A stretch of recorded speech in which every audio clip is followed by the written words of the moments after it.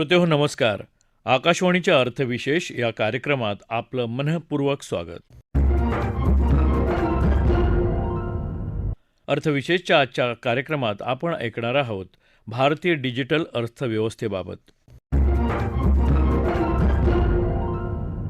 भारतात लॅपटॉप आणण्याच्या धोरणात केंद्र सरकारनं काही बदल सुचवले आणि भारताच्या डिजिटल अर्थव्यवस्थेच्या स्वरूपावर परत एकदा चर्चा सुरू झाली. भारतातील डिजिटल तंत्रज्ञानाचा प्रवास जरी उशिरानं सुरू झालेला असला तरीही विकसित देशांच्या तोडीस तोड प्रगती आपण साधत आहोत.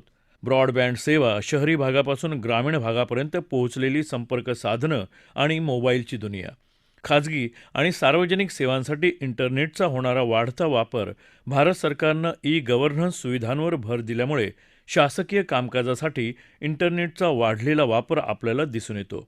पूर्वी माहिती तंत्रज्ञान उद्योगांमध्ये असणारे रोजगार आता डिजिटल तंत्रज्ञानाशी जोडून घेतल्यास अधिक फायदेशीर ठरतात असंही दिसून आलं आहे. कृत्रिम बुद्धिमत्ता, मशीन लर्निंग, क्लाउड सेवा यामुळे भारतीय व्यवसायांचं स्वरूपही बदललं आहे. युरोप आणि अमेरिकेच्या तुलनेत स्वस्त इंटरनेट असल्यामुळे भारतात डिजिटल क्रांती झाली आहे. ज्या देशात एकेकाळी बँकेत अकाउंट असणं सहज शक्य वाटत नव्हतं त्या देशात कोट्यवधी व्यवहार UPIच्या माध्यमातून होत आहेत. भारतातील डिजिटल अर्थव्यवस्था आणि त्या अनुषंगानं धोरणं यावर चर्चा करताना अर्थविषयक पत्रकार वीरेंद्र तळेगावकर म्हणतात, तंत्रसेवी माध्यमातून विविध होणारे आर्थिक व्यवहार किंवा अन्य व्यवहार हे आता भारतात बऱ्यापैकी रुळलेले आहेत. डिजिटल क्रांती हा जो काही परवलीचा शब्द झालेला आहे.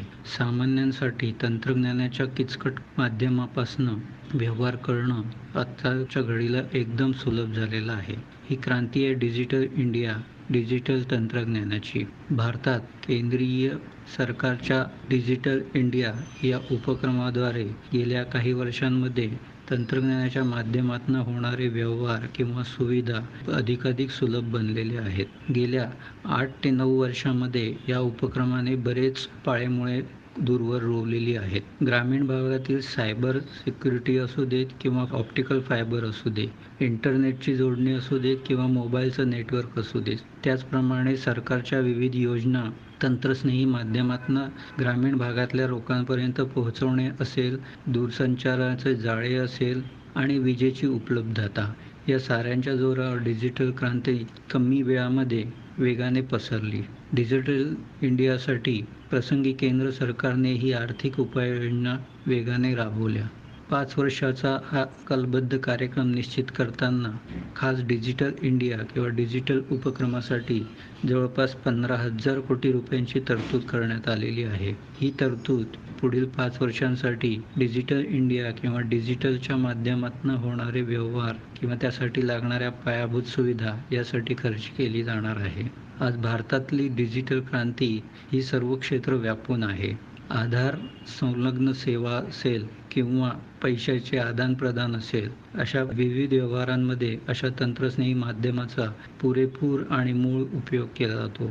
आज सेकंदाच्या घडीमध्ये पैशांचे हस्तांतरण अवघे स्कॅनिंग करून अथवा कार्ड स्वाईप करून केले जात आहे. भारतातील ही डिजिटल क्रांती किंवा डिजिटल इंडियाची मोहीम ही वेगाने वाढण्याचं कारण दूरसंचाराचे जाळे आणि नेटवर्कची उपलब्धता, तसंच हा वेगाचा दर किंवा वेगाची क्रयशक्ती वाढण्याची चिन्हेही यामध्ये समाविष्ट आहेत. भारतात काहीसा उशिराने सुरू झालेला डिजिटल तंत्रज्ञानाचा प्रवास आज जागतिक पातळीवर उल्लेखनीय असा आहे.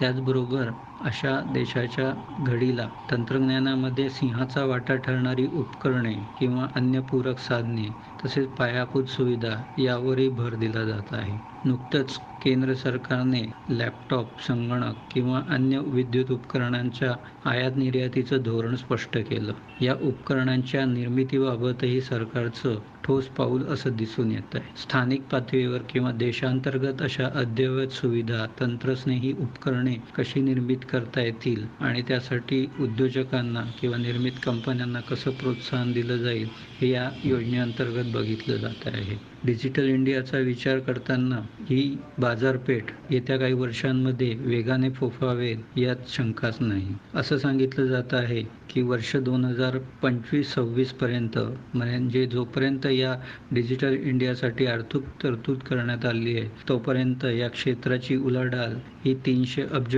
होण्याची शक्यता आहे. स्पर्धात्मक बाजारातील वस्तूंमध्ये भारताचाही अव्वल क्रमांक आहे. स्पर्धात्मक वस्तू किंवा ग्राहक उपयोगी वस्तूंची आंतरराष्ट्रीय स्तरावरची मागणी ही भारताला निर्यात दृष्टीच्या दृष्टिकोनाने महत्त्वाची ठरते. अशा वस्तूंना विदेशांमध्ये पूरक मागणी आहे आणि भारतातच तयार केल्या जाणाऱ्या मात्र तंत्रज्ञानाची अवीट जोड असलेल्या उपकरणांना आणि पर्यायी साधनांना देशाबरोबर इतर देशांमध्ये सुद्धा महत्त्वाचं स्थान अल्पावधीत पटकावलेलं आहे. येत्या काही वर्षांमध्ये डिजिटल क्रांती ही पूर्ण स्वरूप किंवा देशाचा पूर्ण भूभाग व्यापेल यात शंकाच नाही. आज विद्युत उपकरणांवरचा खर्च हा वेगाने वाढलेला आहे. त्याचप्रमाणे त्याची निर्यातही वेगाने वाढलेली आहे. गेल्या 20 वर्षांमध्ये अशा विद्युत उपकरणांची निर्यात ही अवघ्या 5% ते दुपटीपर्यंत गेलेली आहे. अशा या डिजिटल क्रांतीचा उपयोग किंवा डिजिटल क्रांतीची पाळेमुळे वेगाने विस्तारत असताना त्याचं सुलभीकरण आणि ती सर्वसामान्यांना यूज टू होणं हेही नसे थोडक्यात काय तर भारतासारख्या देशामध्ये ग्रामीण भागापर्यंत आणि पूरक साधने नसलेल्या भागापर्यंत डिजिटल क्रांतीमुळे होणारे व्यवहार हे अतिशय सुलभ झालेले आहेत. डिजिटल इंडिया ही 2015 सुरू झालेली मोहीम आता बऱ्यापैकी रुळू लागलेली आहे. किंबहुना तिने बाळसं धरलं असं म्हणायला हरकत नाही. डिजिटल इंडियाचं हे आजचं स्वरूप डिजिटल भारतमध्ये रूपांतरित झालं याचंच कौतुक देशभरासाठी आणि आंतरराष्ट्रीय स्तरावर महत्त्वाची मानली जात आहे. डिजिटल इंडिया ते डिजिटल भारत हा प्रवास म्हणजे तंत्रस्नेही अशा किचकट किंवा अति तंत्रज्ञानी मानल्या जाणाऱ्या सेवेला सर्वसामान्यांना अतिसुलभ किंवा हाताच्या बोटावर ठेवू शकणाऱ्या अशा तंत्रज्ञानाचा स्वीकार हेच याचं यश आहे. लॅपटॉपचे देशांतर्गत उत्पादन वाढवण्यासाठी देशातील उद्योगांना प्रोत्साहन देण्यासाठी परदेशी व्यावसायिकांनी उत्पादन कंपन्यांनी प्रत्यक्ष उत्पादन किंवा वस्तूची जुळणी आणि जोडणी भारतात व्हावी यासाठी सरकारनं पाऊल उचलणं याला अर्थशास्त्रीय भाषेत नॉन टॅरिफ बॅरियर असंही म्हणतात. प्रत्यक्ष कोणताही कर न लावता आयात कमी करणं आणि देशांतर्गत उत्पादन वाढवणं या उद्देशानं लॅपटॉपवरच्या कर प्रणालीत बदल करण्यात आले आहेत. आर्थिक धोरणांचा उत्पादन आणि कर प्रणालीशी खूप जवळचा संबंध असतो. देशांतर्गत उत्पादन वाढवायचं असेल तर त्यासाठी योग्य ती आर्थिक धोरणं आखावी लागतात आणि आर्थिक उद्दिष्ट साधण्यासाठी सुयोग्य उत्पादन धोरणंसुद्धा आखावी लागतात. भारताचा विचार केला तर सेमीकंडक्टर आणि लॅपटॉपच्या किमती या डिजिटल अर्थव्यवस्थेवर थेट प्रभाव टाकू शकतात. म्हणूनच त्यांच्या धोरणांमध्ये सरकारला सुसंगती ठेवावी लागत असते. यावर भाष्य करताना अर्थ अभ्यासक आशुतोष टिळक यांनी आपले विचार मांडले. 15 ऑगस्ट 1947 ला जेव्हा भारत स्वतंत्र झाला तेव्हा ब्रिटिशांचे राजे 6वे जॉर्ज यांचा फोटो भारताच्या नोटांवर होता. भारताच्या 15 ऑगस्ट 2023 या स्वातंत्र्य दिनाच्या दिवशी ज्यावेळेला मी बोलायला बसतो, त्याच्यानंतरच्या सप्टेंबर महिन्यामध्ये ज्यावेळेला मी बोलायला बसतो त्यावेळेला भारताचा UPI हा जगभर पसरलेला मला दिसतो आणि भारताची वाटचाल एका डिजिटल इकॉनॉमीकडे झालेली मला दिसते. याच्या मागची कारणं काय आहेत किंवा काय होणार आहे, भविष्य कसं असणार आहे याचा मागोवा जर मी घ्यायला बसलो तर मला काही गोष्टी मोठ्या प्रमाणावर हायलाईट कराव्या लागतात. पहिली गोष्ट, सेमी कंडक्टर पॉलिसी ही या सगळ्यामध्ये मोठ्या प्रमाणावर इम्पॉर्टंट आहे, एक महत्त्वाची आहे. त्याचं कारण असं आहे की जर आपल्याला डिजिटल इकॉनॉमी चालवायची असेल तर आपल्याला मोठ्या प्रमाणावर इलेक्ट्रॉनिक उपकरणं आणावी लागणार आहेत, मोबाईलचा खूप मोठ्या प्रमाणात वापर करावा लागणार आहे, स्पीकर वापरावे लागणार आहेत आणि जे आजच्या काळामध्ये पेटीएम सारख्या काही कंपन्या वापरतात ते छोटे स्पीकर खिशात ठेवून फिरावे किंवा एक त्यांच्या दुकानांमध्ये ऑफिसमध्ये वापरायचे जे काय असतात त्याचा वापर करण्यासाठी मोठ्या प्रमाणात सेमी कंडक्टरची पॉलिसी आणावी लागणार आहे. ही आपल्याला सुसंगत अशी करावी लागणार आहे आणि सरकारने त्या संदर्भात पावलं उचलायला सुरुवात देखील केली आहे. RBIची पॉलिसी ही प्रत्यक्ष किंवा अप्रत्यक्ष प्रमाणामध्ये हा बदल घडवून आणते आहे. अगदी माझ्या भाषेत जर बोलायचं असेल तर फेडरल रिझर्व्ह अमेरिकेची फेड नाऊ मान्य करते की जी आपल्या UPI सारखाच एक भाग आहे. ज्यावेळेला मी याचा विचार करतो की भारतामध्ये मोठ्या प्रमाणावर बिटकॉइन किंवा क्रिप्टो करन्सी का आली नाही, याचं एक मोठं कारण असं की UPIने ती यूज दिली नाही. रेग्युलेटरी गोष्टी मोठ्या प्रमाणात भारतामध्ये होत्या. भारत सरकारने किंवा आरबीआयने मोठ्या प्रमाणात यामध्ये मदत केली होती.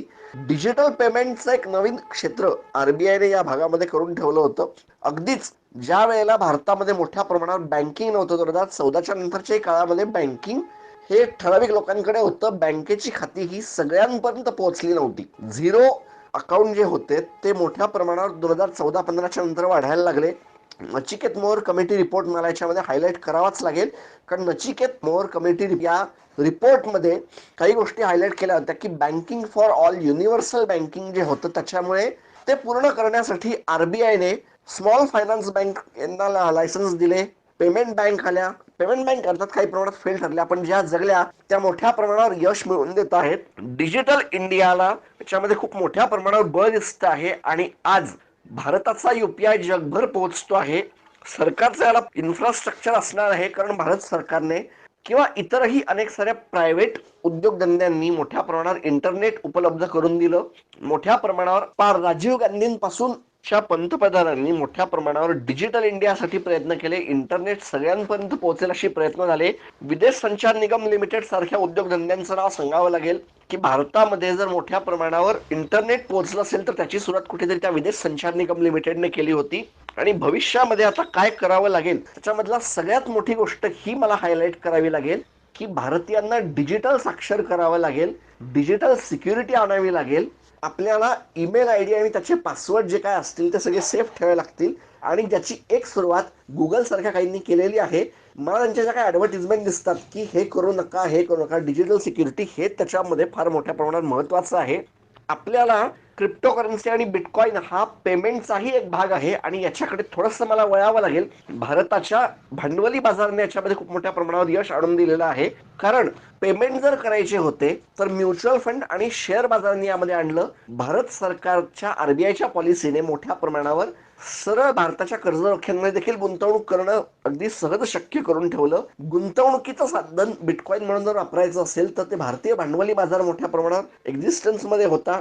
अशा अनेक साऱ्या घटकांचं याच्यामध्ये सहकार्य भारत सरकारच्या या प्रयत्नांना लाभलं आहे आणि त्यांच्या बळावर भारत ही वाटचाल करतो आहे. पुढचा जो मार्ग आहे हा फार मोठा आहे, कारण आपण एक फार मोठ्या रोडवर चालायला सुरुवात केली आहे. डिजिटल इन्फ्रास्ट्रक्चर भारतामध्ये कमी प्रमाणामध्ये आहे, त्यासाठी खूप मोठ्या प्रमाणात गुंतवणूक करण्याची गरज आहे. सेमी कंडक्टरची जी पॉलिसी आहे त्यासाठी खूप मोठ्या प्रमाणात गुंतवणुकीची गरज आहे, कारण बाहेरचे तैवान सेमी कंडक्टर सारखे मोठे जे गुंतवणूकदार आहेत ज्यांना फॅब म्हणतात ते आणि त्याच्या येणाऱ्या नवनवीन चिप्स मध्ये होणारी क्रांती ही बघता आपल्या देशामध्ये देखील आपल्याला सहकार्य करावं लागणार आहे.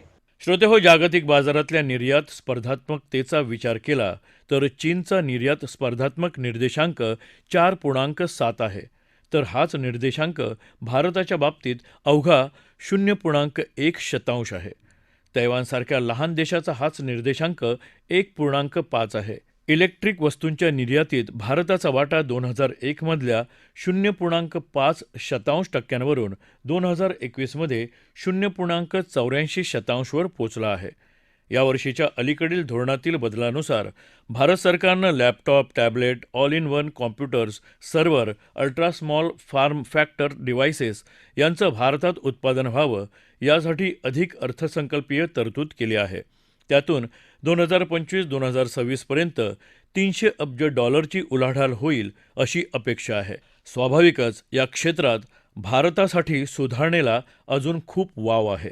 सरकारच्या सुसंगत धोरणांमुळे अर्थव्यवस्थेला नवीन झळाळी मिळावी हीच सर्वांची इच्छा असेल. श्रोतेहो, आपला अर्थविशेष हा कार्यक्रम आपण न्यूज ऑन AIR या ॲपवरही लाईव्ह ऐकू शकता.